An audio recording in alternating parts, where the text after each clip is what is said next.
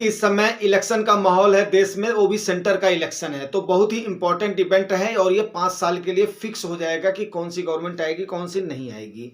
3 स्टेटों में जीत करके बीजेपी ने अपने सेमीफाइनल का आगाज कर दिया था, जैसा कि आप सब जानते हैं।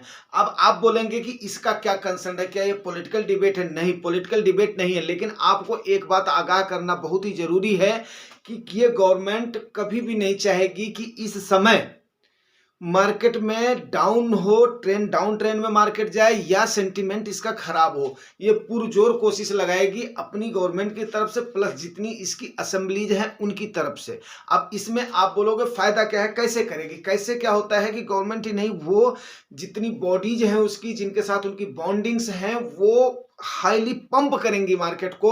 और ये पंपिंग एक गवर्नमेंट की नहीं है, ये हर जगह की पंपिंग होती है। और इस पंपिंग के समय पर आपने सावधान रहना है।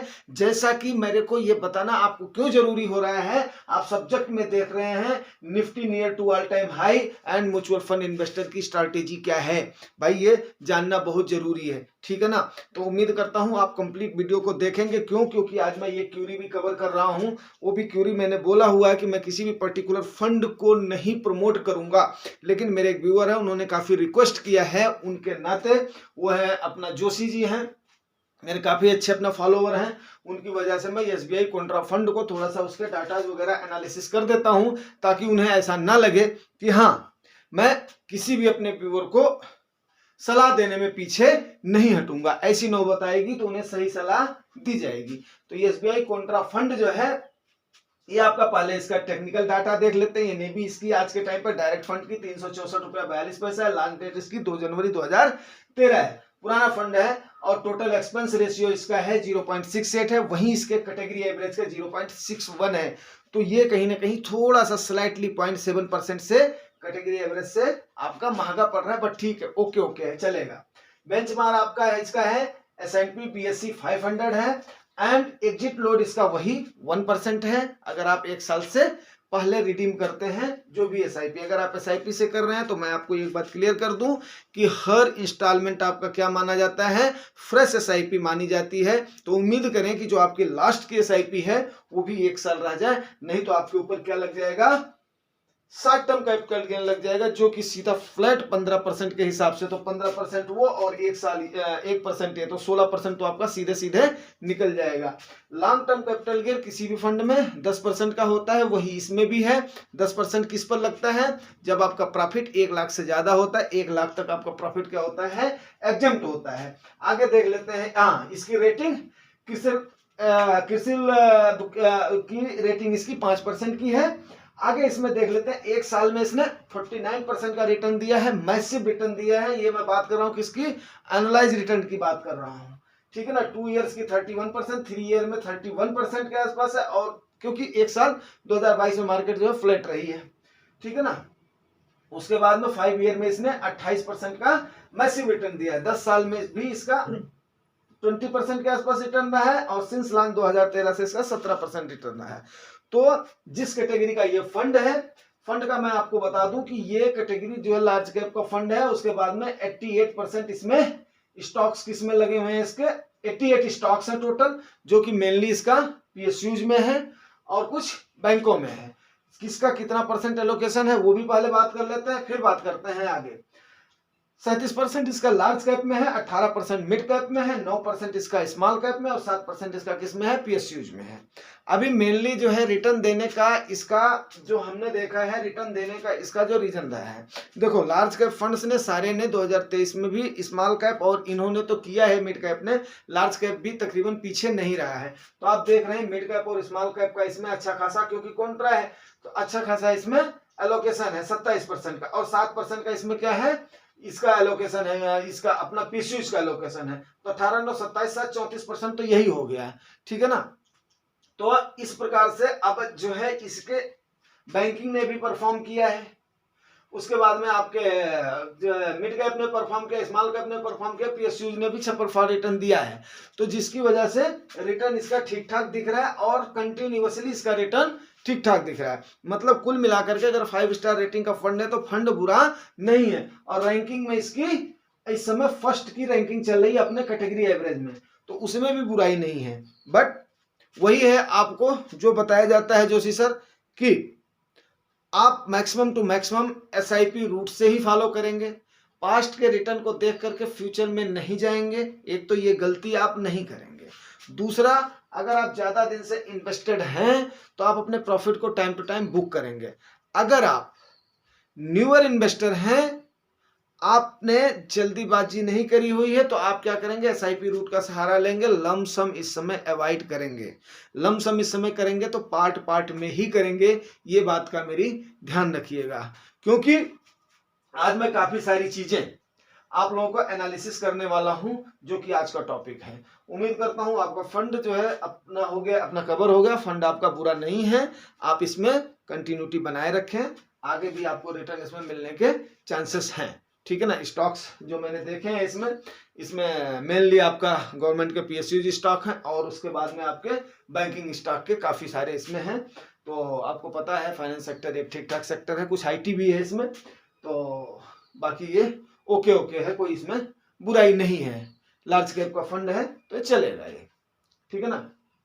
आगे देख लेते हैं Nifty near to all time high and mutual fund investors क्या करें। निफ्टी के बारे में अगर हम बात करें तो आप देख लीजिए कि सेंसेक्स ऑल टाइम हाई के आसपास है, 73,427 का ऑल टाइम हाई है, अभी चल रहा है 73,130 पे। एंड निफ्टी आपकी 22,245 है, अभी चल रही 22,215 पे। 2023 में अगर हम बात करें तो निफ्टी ने तकरीबन आपके 20% के आसपास का रिटर्न दिया है, इसमें कोई भी संदेह नहीं है। एक साल में अगर हम इसको कंपेयर करते हैं फरवरी मार्च से लेकर के और अभी तक का, अगर हम एक साल का, तो ये 23% के आसपास रिटर्न दिया है।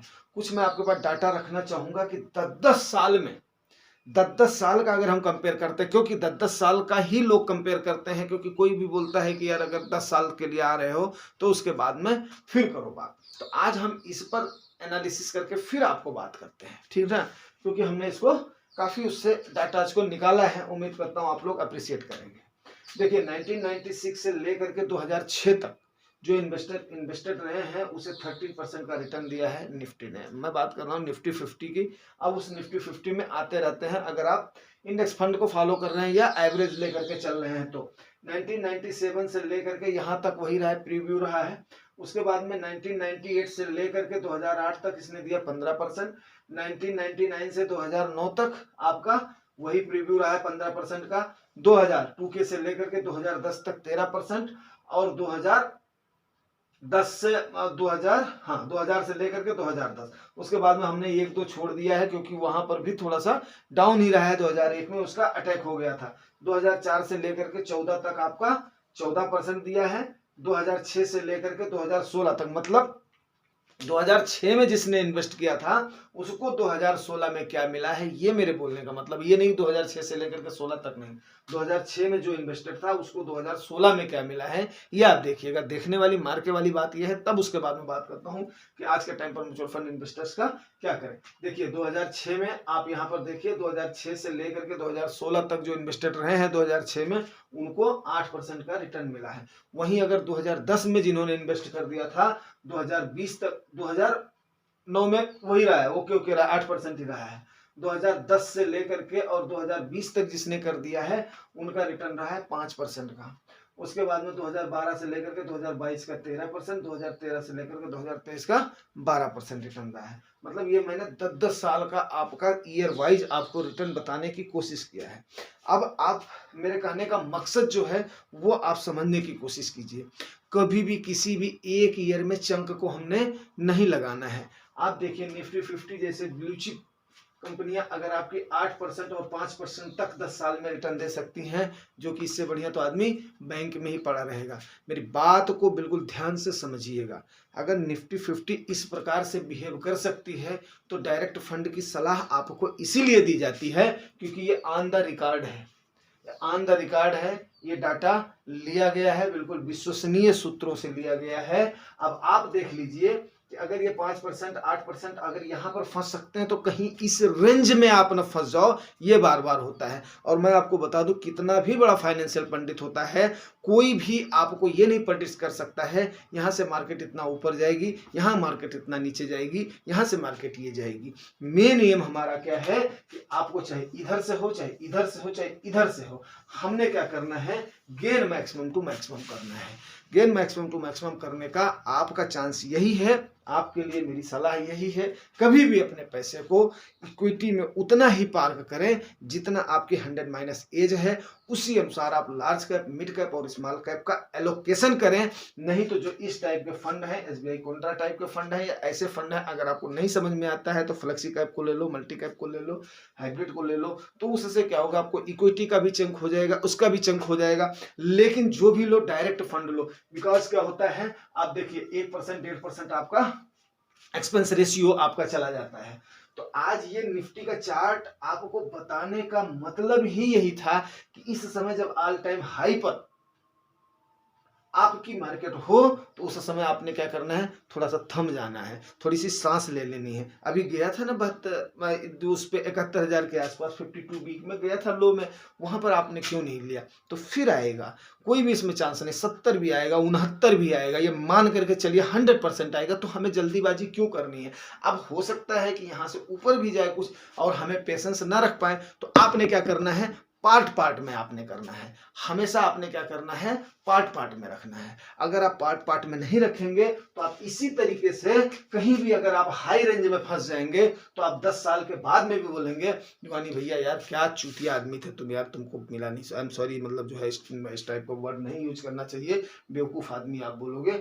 तो भैया मेरे, आप मेरे कहने का मतलब यही है कि आप इस रेंज में नहीं फंस जाना जो कि 2010 से लेकर के 2020 वाले, 2006 से लेकर के 2007-8 में भी आपको पता ही है, 8 तक में भी जिन्होंने इन्वेस्ट किया हुआ है, स्मॉल कैप हो, मिड कैप हो, लार्ज कैप हो, वही रहा है, चंक रहा है। तभी मैंने 3 साल का छोड़ा हुआ है, फिर उसके बाद में देखिए 10 से 20 में यही रहा है। तो बात को उम्मीद करता हूँ आप समझ गए होंगे। अगर समझ गए होंगे तो रिवार्ड जरूर करना दोस्तों, काफी सारी मेहनत लगती है और रिवार्ड आपको पता है, like share subscribe. Thank you.